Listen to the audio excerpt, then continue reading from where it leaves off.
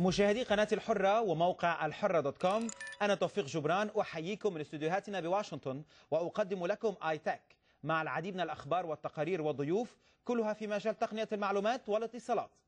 كالعادة نتواصل دائما عبر بريدنا الإلكتروني itech@alhurra.com. نذكر أنه يمكن مشاهدة آي تك وفي أي وقت على موقع القناة www.alhurra.com بالدخول إلى وصلة الأرشيف المصور في الموقع. والآن يمكن متابعة آخر أخبار آي تك من خلال آي تك شو على فيسبوك وتويتر. قبل الانطلاق نستعرض معا عناوين آي تك لهذا الأسبوع. مع انتل العالم إلى الأمام في الأراضي الفلسطينية. ما هي هيكلة المؤسسات الكبيرة Enterprise Architecture؟ ضيف آي تك ديفيد أبرلي رئيس شركة أرك أنجل آي تي.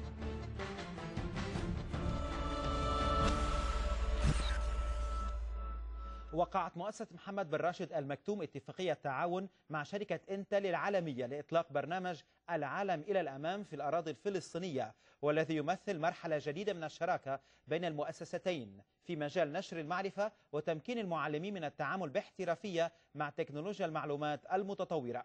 ويأتي برنامج العالم إلى الأمام في إطار اتفاقية مشتركة وقعتها مؤسسة محمد بن راشد المكتوم وشركة انتل في نيسان أبريل 2008، وتستمر 4 سنوات، وتنص على تقديم التدريب المهني عبر شبكة الإنترنت مجانا ل2,000,000 مدرس في العالم العربي بحلول عام 2011.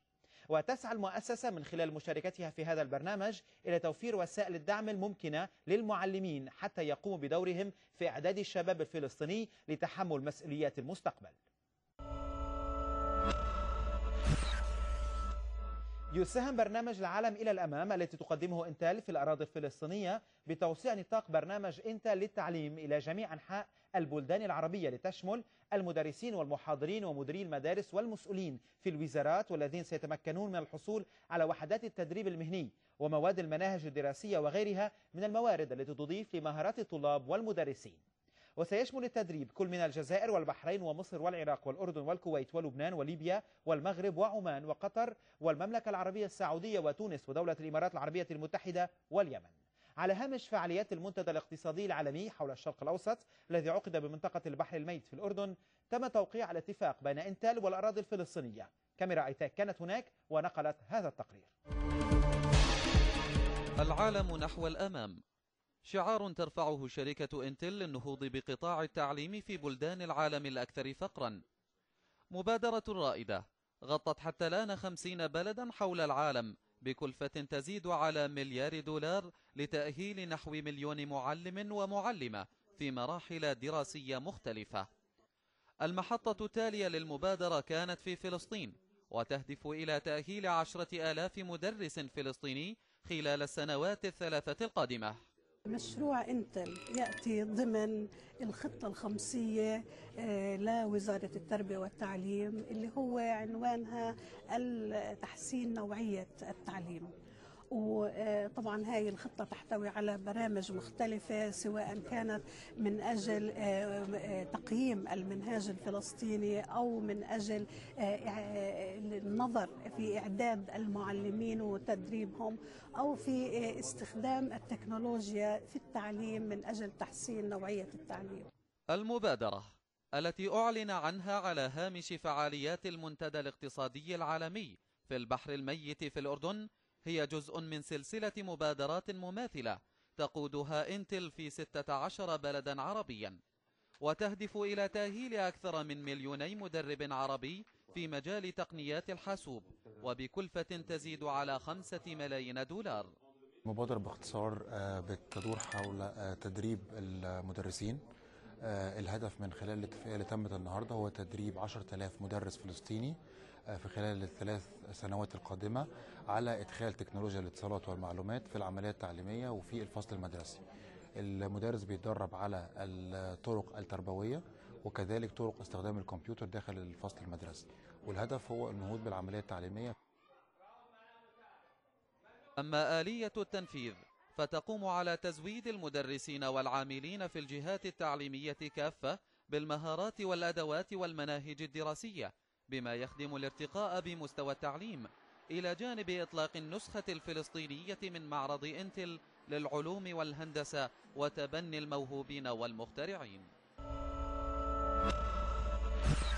نتابع معا بعد الفاصل في ايتك ما هي هيكلية المؤسسات الكبيرة انتربرايز اركيتكتشر. ضيف ايتك ديفيد أبرلي رئيس شركة ارك انجل اي تي.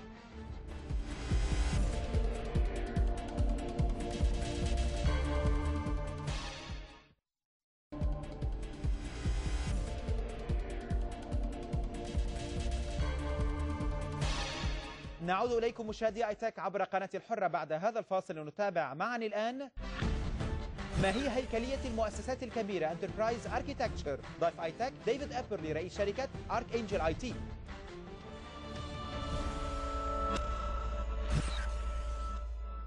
كما تعلمون مشاهدي قناة الحرة، ضيف ايتك لهذا اليوم هو رئيس شركة ارك انجل اي تي ديفيد أبرلي، لنتكلم معا عن هيكلية المؤسسات الكبيرة على الصعيد التقني انتربرايز اركيتكتشر. ديفيد أبرلي هو مولود في الولايات المتحدة الأمريكية، متحدر من أم لبنانية، لا يجيد العربية بطلاقة ولكن يفهمها. أهلا وسهلا ديفيد. شكرا توفيق. كيفك؟ أنا ماشي الحال، ماشي الحال الحمد لله. الحمد لله. أنت لا تجيد العربية لكن تفهم اللبنانية، أنا حأتكلم معك باللبناني. انتربرايز اركيتكتشر، هيكلية المؤسسات الكبيرة، شو معناتها انتربرايز اركيتكتشر؟ Enterprise architecture is an essential practice and approach for designing and engineering and managing competitive and effective organizations in the information age. ومتى بلشت هذه التقنية، هذا المفهوم متى بدأ؟ Enterprise architecture began actually has its roots in many other disciplines that began in the late 1800s in scientific management disciplines and areas such as organizational and industrial psychology, and also in the information age in computer systems management and computer sciences. And it began in earnest in the United States in 1987. ومين كان أول شركة أو أول مؤسسة اعتمدت الانتربرايز اركيتكتشر؟ The person who's recognized as the founder or the father of enterprise architecture is a gentleman by the name of John Zachman, who was an engineer and an executive at IBM and in the United States. And John Zachman wrote a seminal or very important white paper which coined the phrase enterprise architecture. عرفنا، خلينا نعرف شوي شو أهمية الانتربرايز اركيتكتشر، شو بتساعد المؤسسات. I heard a saying a few days ago that if you're unable to look ahead, you'll always be behind. And if you don't know where you're going, any road will get you there. So enterprise architecture essentially is about planning, and it's about planning for large organizations. And that's very important in the information age, because in the information age, IT is no longer a tool of business, it is a business environment. Today, we are touched by technology at almost every instance in our workday. Our corporations and our government agencies all depend very heavily on technology. So this is about planning for an organization's technology future. So let's break enterprise architecture down into the two words that comprise the name, enterprise. An enterprise is defined as any collection of organizations that have a common set of goals. That could be a government agency, a whole corporation, a department, a division, or an operating group, or a chain of geographically distant organizations linked together by common ownership or purpose. An extended enterprise these days frequently includes partners, suppliers, and customers. Architecture.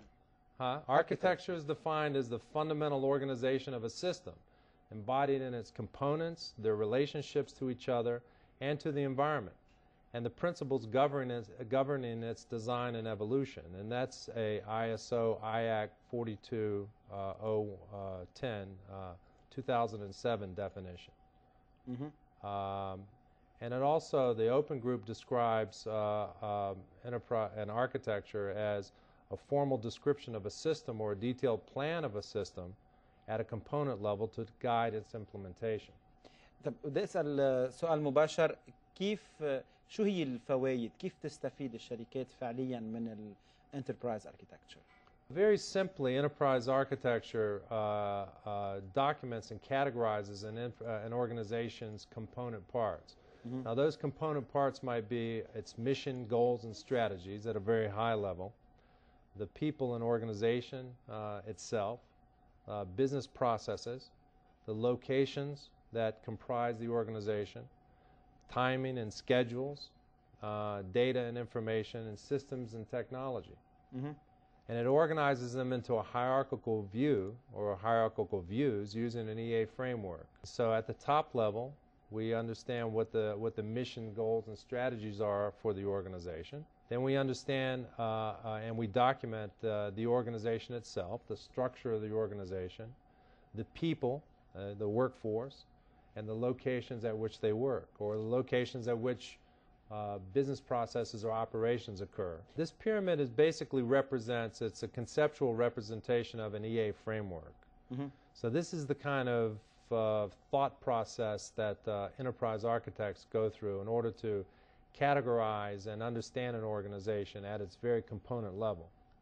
So the next layer are the business processes and the operations of the organization. So the business processes are a sequence of events.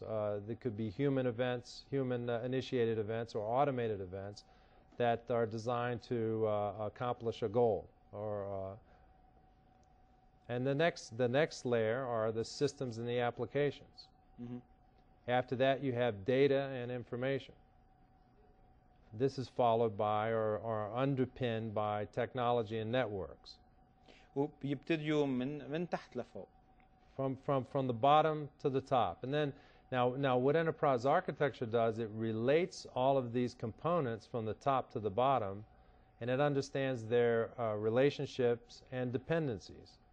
So we know at the bottom level, we know what system, what hardware is running which software is processing what data, what business processes need what data, which data, and what locations these occur or are located at. يعني باختصار بيسهلوا كل الاتصال بين كل هالعناصر اللي ذكرتها لننفذ العمل بأسرع وقت. Exactly. And then we understand how all of these resources serve the purpose of the organization, serve to execute the organization's goals, strategies, and or mission. مين اليوم بالسوق بيستخدم أكثر شيء بالعالم أو بأمريكا enterprise architecture؟ Government agencies. The United States government is a leader in enterprise architecture. At the federal level, the military DoD has its own version of enterprise architecture. In fact, that's called DODAF, Department of Defense Architecture Framework, and that's also been adopted by allied nations such as the UK, Australia, which have a similar architectural framework called MODAF. And also at the state level, many states are utilizing enterprise architecture as well as cities. Canada, the UK, France, many of the European countries are using enterprise architecture. On the commercial side, most major corporations are practicing enterprise architecture. IBM, as I mentioned before, was one of the leaders in enterprise architecture.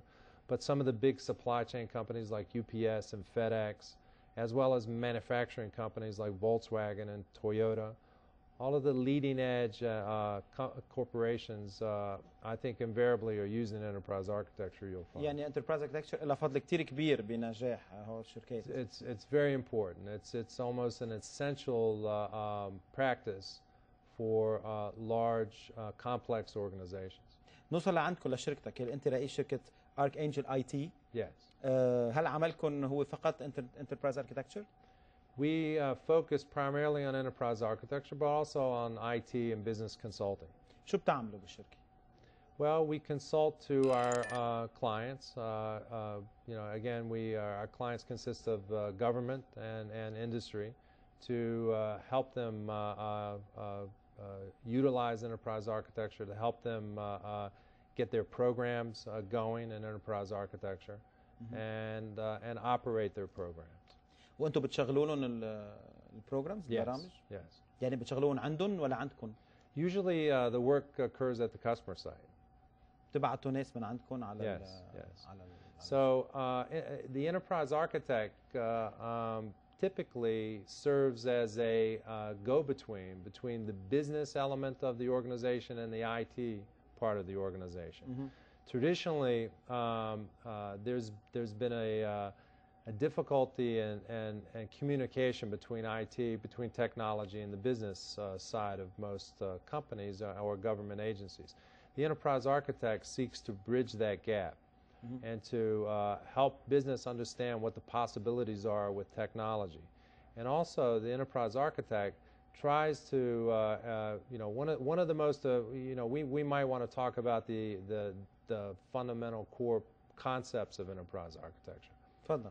يلي هي.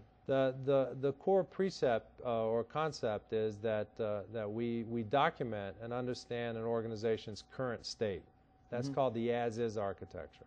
So all of the things that we talked about before at the various levels, the mission, the organization, the people, the business processes, technology, we try to understand how that operates today.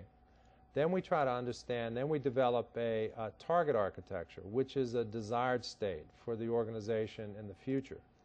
And then once we've agreed on a desired future operating state, then there's something called a transition plan. And those are the incremental steps that an organization goes through to transition itself from its as-is to its to-be or target architecture. The enterprise architect utilizes specialized tools for modeling, simulation, and analysis. And the architect gathers metrics and other measurements to quantify and calculate performance, cost, quality, etc. We're not just designing an organization.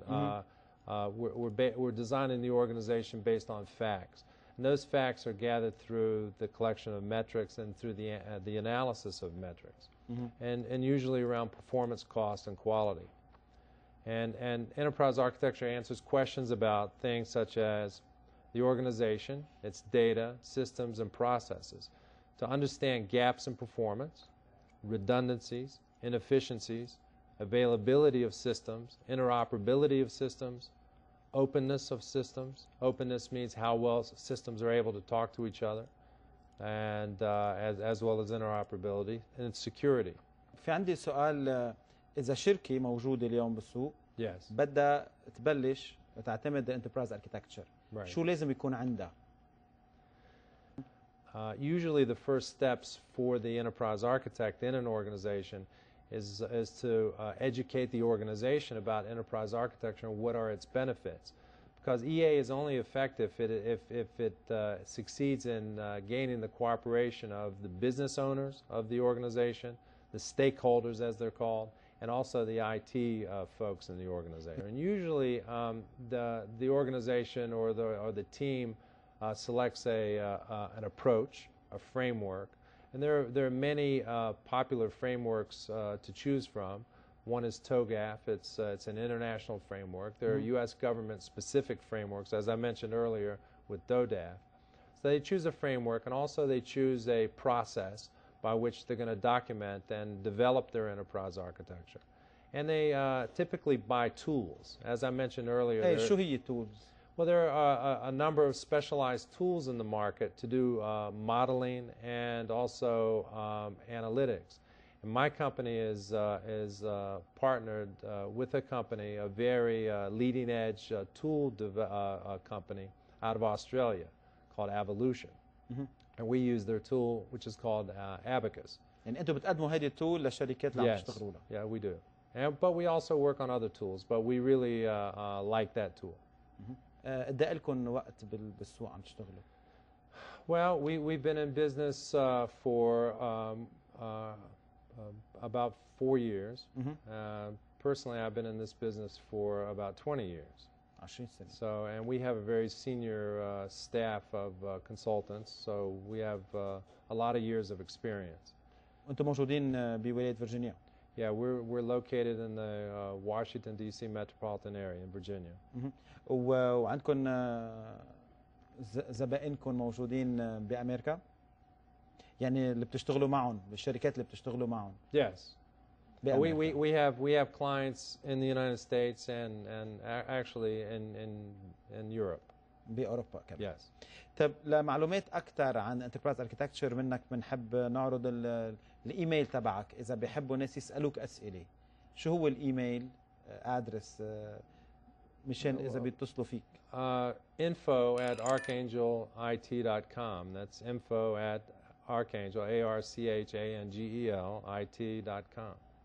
مشان أي سؤال بتحبوا تطرحوه حول Enterprise Architecture لديفيد أبرلي، هذا هو عنوان البريد الإلكتروني info@archangelit.com. شكرا لك وأهلا وسهلا فيك بقناة الحرة. Thank you. قبل الختام مشاهدينا عودة إلى بدء لنستعرض معا عناوين آيتك لهذا الأسبوع. مع انتل العالم إلى الأمام في الأراضي الفلسطينية. ما هي هيكلة المؤسسات الكبيرة Enterprise Architecture؟ ضيف آيتك ديفيد أبرلي رئيس شركة Archangel IT.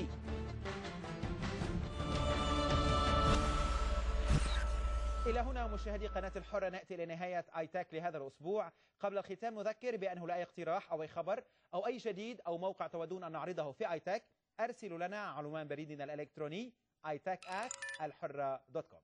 نذكر أنه يمكن مشاهدة آيتك في أي وقت على موقع القناة www.alhurra.com بالدخول إلى وسط الأرشيف المصور في الموقع. ويمكن متابعة آخر أخبار آيتك من خلال آيتك شو على فيسبوك وتويتر. كونوا معنا الأسبوع المقبل في الموعد نفسه. أنا توفيق جبران، شكرا لكم جميعا وإلى اللقاء.